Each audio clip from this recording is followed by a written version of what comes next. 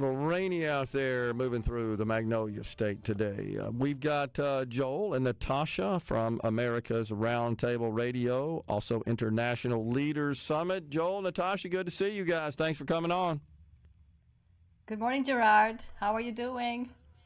Doing fantastic. So we touched on it a bit this morning. Get you guys to expand on it. This deal that was just cut between the United States and Ukraine concerning minerals and harvesting of those in the Ukraine. The Treasury Secretary, Scott Bessent, is highlighting this as a gigantic accomplishment. And I think he believes there are not only economic implications, but perhaps this could have an impact on the war, the conflict between Putin and Zelensky there. What do you think, Natasha? Yes, actually, a new U.S. Ukraine Reconstruction Investment Fund is an amazing accomplishment because it allows America to invest in Ukraine, and that will deter Russia from attacking Ukraine. So basically, if Russia decides to attack Ukraine while America's presence of investments and businesses is there, it risks actually getting the whole mighty military force to go against Russia. So basically, this is brilliant deal, and it allows also American companies to use innovation and bring to the forefront minerals that are. I mean, Ukraine is rich with titanium, lithium, and other rare earth metals that are needed for not just for like cell phones but defense industry, and that allows America to actually use these rare metals with compensation for licenses to Ukraine. And this fund is established to be able to help Ukraine recover, reconstruct, and get economy back to where it was prior to the war. So actually, it's a win-win deal, and it actually the goal is to pursue free, prosperous, and sovereign Ukraine, which is much needed at this stage.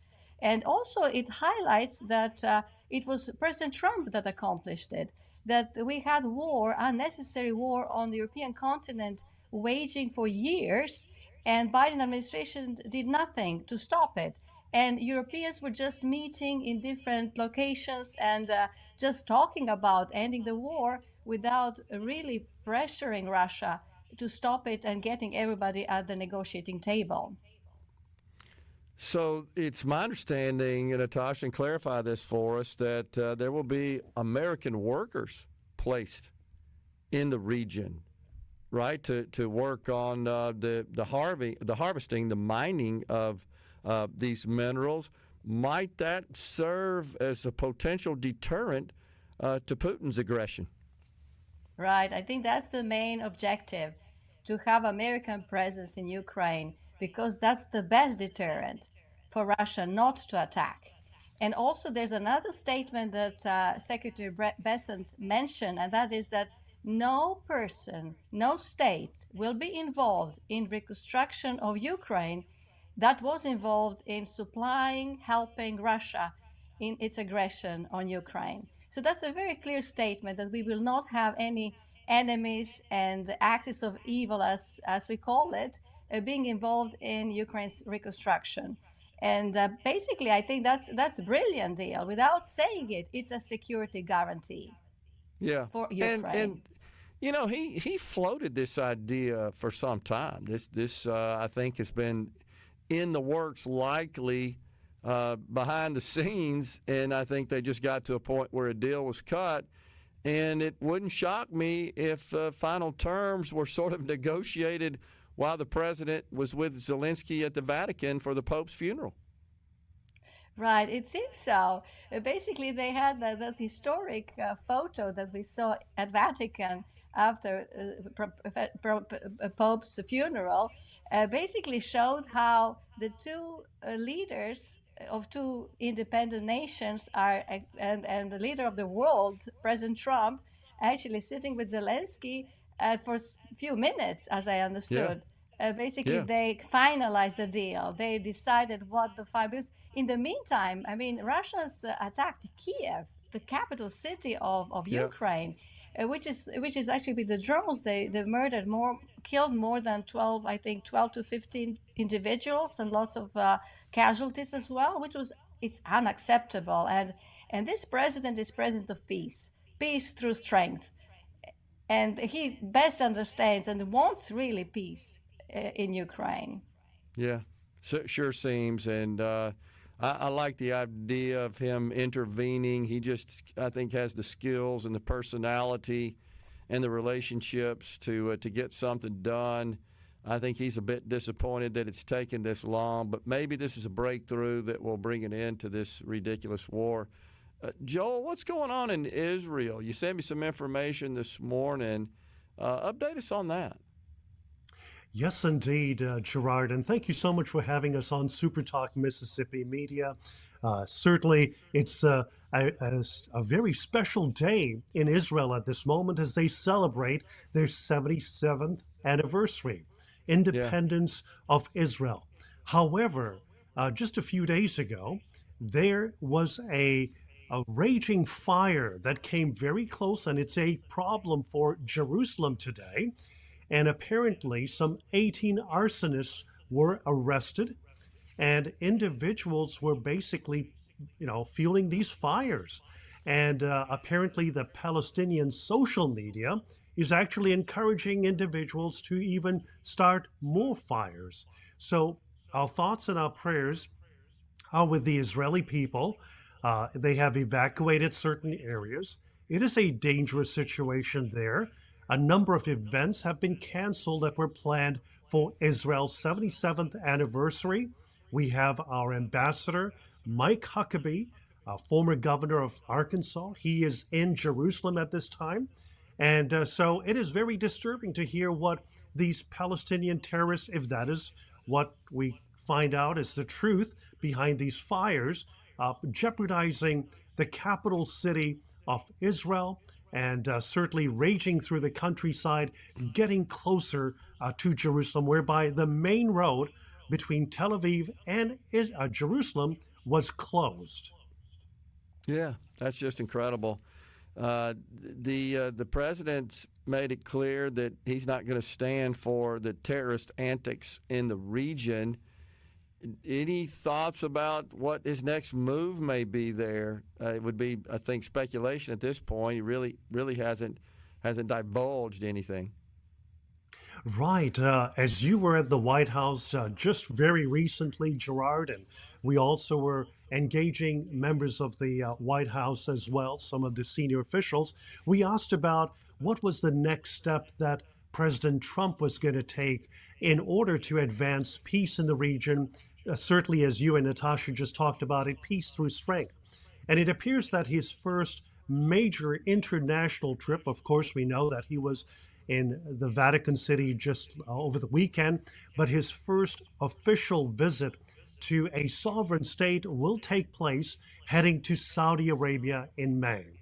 And that sends a very loud signal, not just only to the Middle East, but to the world, that President Trump is pursuing peace. It's the relentless pursuit of peace as we talk about it. And in doing so, it certainly will bring greater stability if we see Saudi Arabia normalizing relations with Israel and expanding the Abraham Accords, in a sense, boxing out Iran, which has caused so much havoc over the past years and over the past decades, in them starting Hezbollah, fueling Hezbollah, Houthis in Yemen, as well as the Hamas terrorist group. So it is time to cordon Iran. And what President Trump is doing is bringing peace to the region, bringing peace to the world. And I'm not sure why the Nobel Peace Prize has been so reluctant in not presenting him a Nobel Peace Prize when they did so just overnight when President Obama entered the office without doing anything during his time period. Yeah, it seems like that those countries in the region, they tend to behave a little differently now that we have a president that signaled he's serious about first protecting this nation and just bringing an end to the terror that they reign over in the region. We got a break right now. If you guys can hang around, we can continue the discussion. We got Joel and Natasha. You guys good? Thank you so much. Thank you, Gerard. Absolutely. Look forward to it. We'll be right back after this break. We're in the Element Wealth studio. We're visiting with Joel and Natasha from America's Roundtable radio program and an International Leaders Summit. So let's turn our attention to domestic matters. The president has he's put his tariff strategy in full gear, and now he says he's fully focused on getting the one big beautiful bill passed, which would of course extend, hopefully make permanent, the Tax Cuts and Jobs Act, also known as the Trump tax cuts, which became law in 2017. What are you hearing up on the Hill? He actually called out, I think, Senator Marsha Blackburn yesterday. He said, if this doesn't happen, I'm blaming it on you. She, of course, a powerful member of the finance there. What are you hearing? Right. Actually, in our conversations with the White House staff at the same event that you also participated in, the interviews actually highlighted the fact that it would be a political malpractice if promises were not kept that were made, and that one of them is actually extending the Tax Cuts and Jobs Act.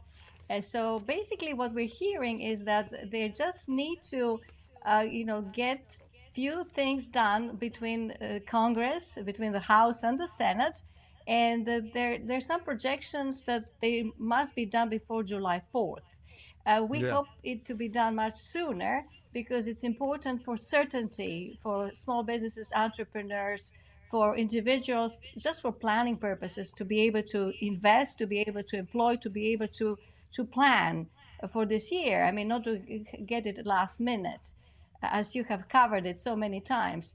So basically, the fact is that they need to cut. The problem is that they need to cut expenses. They need to cut expenditures.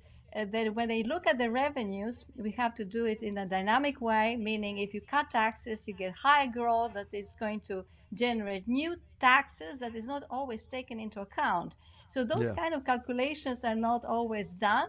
And therefore, it appears when you look at the most mainstream media that the deficits are going to be much larger than they will actually be based on the new growth that kicks in and brings more revenue into the budget. So it would be good to have these calculations done in a more dynamic way to be able to calculate the growth factor to get more revenues in.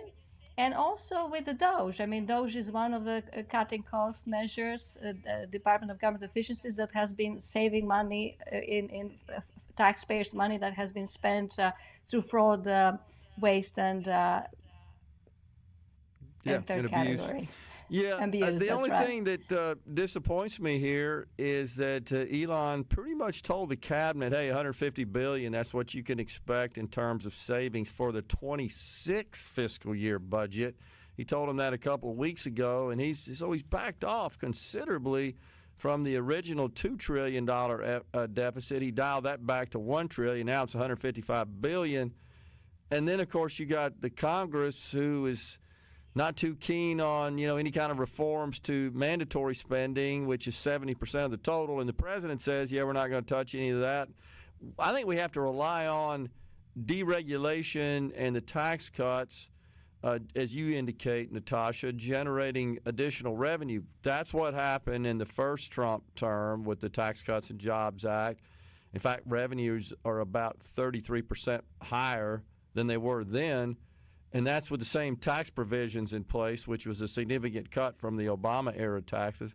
I think that's what we got to count on, but we got to get it done, Joel, here in a hurry so those policies have time to affect our economy as voters go to the polls in 26 to replace the House and also vote on some senators. Absolutely, Gerard. What you said is so true, very accurate indeed. In fact, today, just a few moments ago, before we got on the air, President Trump was in the Rose Garden. Today is the National Day of Prayer, so he had leaders of the faith community there. And he basically assured that he had just met at the White House with Speaker Johnson, with Congressman Scalise, and a number of others, including Jason Smith and leaders from the Senate to really focus on this. So I think that the president is certainly pressing members of Congress to getting this done as quickly as possible. And as we all know, that business leaders, entrepreneurs, the economy, the major players in the economy want certainty. They want clarity. They want to be able to make decisions. And we certainly need to get this Tax Cut and Jobs Act extended right away. We need to be even looking at ways of reducing the corporate tax rate too, to fueling even more growth. And I think that's a possibility too. And as you and Natasha and I have talked about the fact of looking at the corporate tax rate and bringing that down even further, because businesses are the ones that are the economic, they're the ones that fuel the economy. They're the engines of economic growth, and especially small, medium-sized businesses, these small entrepreneurs that are really fueling America's success. So we need to unleash economic growth, and one way to doing that, as we've always talked about, is reduce that tax rate. And that will certainly make a great impact, of course, reducing government regulation, and also, the great concern is about the government spending so that people have more money in their pockets to save, to invest, to be able to do what they want to do with their own hard-earned dollars. The provision, I believe, guys, would have the greatest short-term, immediate positive impact on the economy, and of course that would also translate into increased revenues for government, is returning to 100% immediate expenses. The original bill was not allowed to stay within the reconciliation rules. As you recall, it started at 100%, and then it began to phase down 60, 40, 20, and I think we're at 40 right now, if I'm not mistaken. And that, I think there are a lot of businesses that are on the sidelines waiting to make significant capital investment, but they're waiting to ensure that this immediate expensing provision gets reestablished in the law, and then I think they're going to pull the trigger. That's going to be a huge economic boom. What do you think, Natasha? Right, exactly. And Secretary Besant said that is a provision in this bill that is being negotiated, is to have 100% expensing of all equipment and investments, including auto loans, 100% expenses in the first year. So basically, and that is one of the elements also of the flat tax. When we talk about the flat tax, it's also expensing of all investments the first year. And that will be a huge boost, because when you look at the GDP, it's defined as business consumption, business, personal, and government consumption, like exports minus imports. So it would have a great impact on the higher GDP, which will also be reflected in higher tax revenues for the country, which would also, you would be able to, that's a calculation that they need to take into account when they think about tax cuts and Jobs Act extension.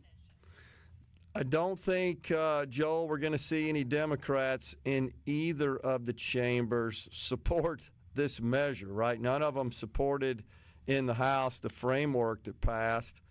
I just don't think the final bill garners any Democratic votes from either the House or the Senate. I think you're correct. In fact, it's very disingenuous for members of the Democratic Party to talk about their approach on bipartisan efforts, but at the same time, they're abandoning taxpayers.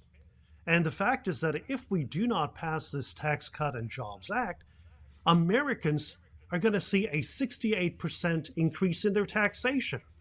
And will Democrats take that back to their constituents? No, not at all. So basically what we're seeing is that it's just a lot of rhetoric that they're communicating in their local districts as they go back and connect with their constituents. But the truth of the matter is that Democrats today are blocking principal reforms to fuel economic growth in America. America cannot wait. We need to have these reforms, as you rightfully mentioned, implemented today so that Americans can experience the economic prosperity sooner than later. And actually, Democrats are blocking the way for us to be able to fuel economic growth. And it's time for them to join the Trump team and the Trump, Republicans, in supporting an agenda that will bring greater prosperity to America and lift Americans up. We need that. Yeah. We had so many years of Biden administration forcing these punitive measures through the high inflation that we experience and other areas that really hampered businesses to grow. It's time Yeah. for principal reforms, and Trump is doing it.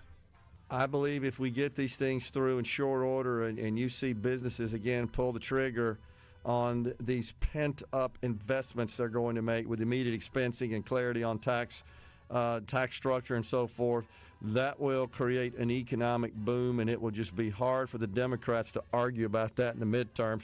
We got to go, but so enjoyed talking to you guys as always. Appreciate it. Thank you for having us, Gerard. Thank you, Gerard. Appreciate your leadership. Thank you, Joel and Natasha. We're coming right back in the Element Wealth studio.